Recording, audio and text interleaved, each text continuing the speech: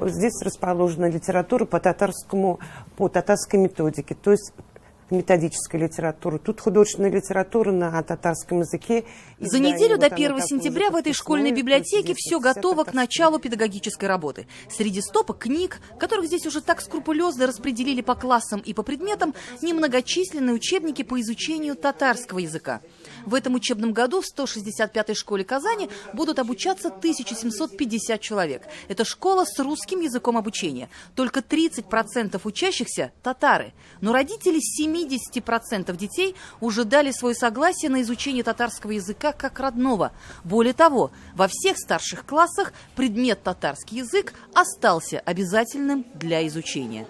Для тех, кто впервые оказался в этой русскоязычной казанской школе, открывается весьма удивительный и познавательный мир. Здесь везде на стенах висят плакаты с изречениями знаменитых людей именно о языке. На русском, татарском и английском. Вот, к примеру, вот такое изречение Джеффри Уильямса, английского журналиста, который как-то сказал, что вы никогда не сможете понять один язык, если не владеете хотя бы двумя. Вы решили ребенка дать в эту школу, да? Да, мы решили на это скоро, да. Здесь, ну, сказали, здесь английский хороший, и русский, и татарский, поэтому мы решили на это скоро. Ага. А то, что татарский будет изучать ребенок, не боитесь? Ведь новый язык. Нет, наоборот, это лучше. Чем больше знать, тем лучше. Наша глубокая позиция, что взаимоуважение культур начинается с изучения языка соседа. По данным за прошлый учебный год, родители более 270 тысяч детей в Татарстане выбрали татарский язык в качестве родного. Это составляет почти 70%.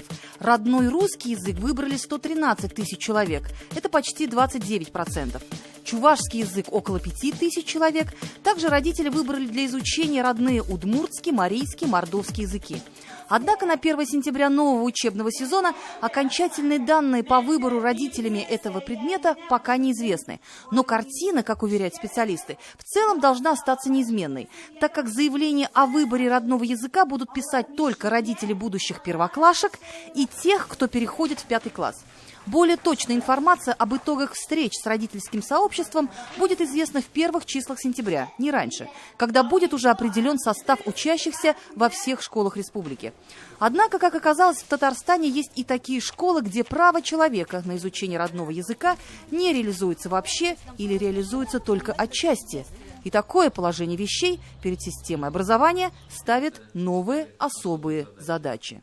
Важно, чтобы учебные планы и программы учитывали, с одной стороны, обязательность изучения родного языка, а с другой – особенности контингента обучающихся. Данные направления требуют от каждой школы весьма тонкой и внимательной работы с родителями. Именно они определяют выбор языка для изучения каждым ребенком. У нас не было такого, когда ребенок думал, вот я татарин, какой же мне язык выбирать. То есть он выбирал наш родной язык. Балтасинский район – один из самых многонациональных районов Татарстана. По словам начальника отдела образования, во время уроков родного языка классы делятся на 3, а то и на 4 подгруппы. Но все дети получают именно те знания, которые им положены по закону. Проблемы с учебниками именно для учащихся удмуртского и марийского языка оставляют у нас вопросы.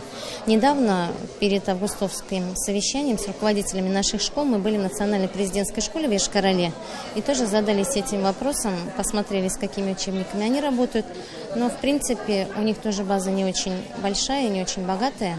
Нам бы хотелось обновить именно методику содержания, именно преподавание удмуртского и марийского языков. Мы продолжаем активную работу с Министерством просвещения Российской Федерации по вопросам обучения на родных языках, изучения родных языков, а также по вопросам переводных учебников.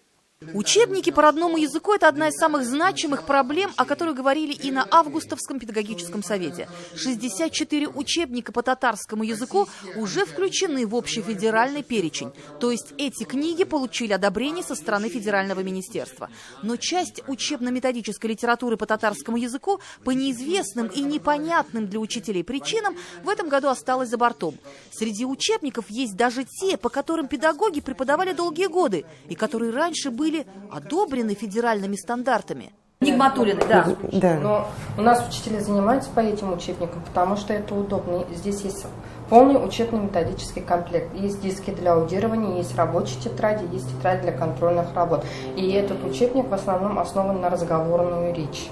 Но он не вошел в Федеральный перечень, да.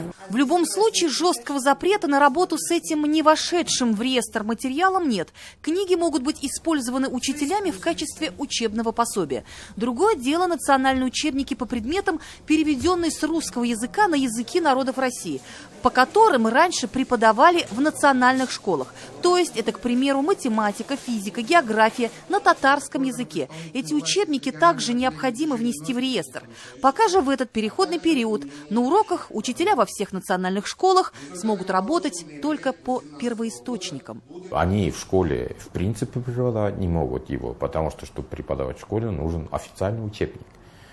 Это официальный учебник, разработка официальных учебников. Государство федерально должен взять на себя и готовить эти учебники, и их включать в списки и предлагать для изучения. Вопрос аттестации учебников трудоемкий и затратный. Процесс этот может занять не один год. За это время вырастет не одно поколение детей. Но в сугубо национальных школах, где дети получают образование на национальном языке, по словам специалистов, без сомнений должен быть использован специальный, переведенный на родной язык учебный материал. От этого зависит качество общего образования, так как дети получают знания на родном, доступном для них языке. Без Татарстана яшәгәч безнең туган телебез, шуңа күрә аннан читләшергә ярамый, сакларга кирәк үзебезнең телебезне. Адип Хайретдинов из Арского района уже закончил школу. Учился в татарской деревне, в татарской школе. Все знания он получал на родном языке. Но тем не менее, он один из тех, кого называют стобальниками. Высшая оценка – 100 баллов. За ЕГЭ по русскому языку. Его пример – другим наука. Тут и добавить-то нечего. Эльзира Юзаева и Роман Безменов. 7 дней.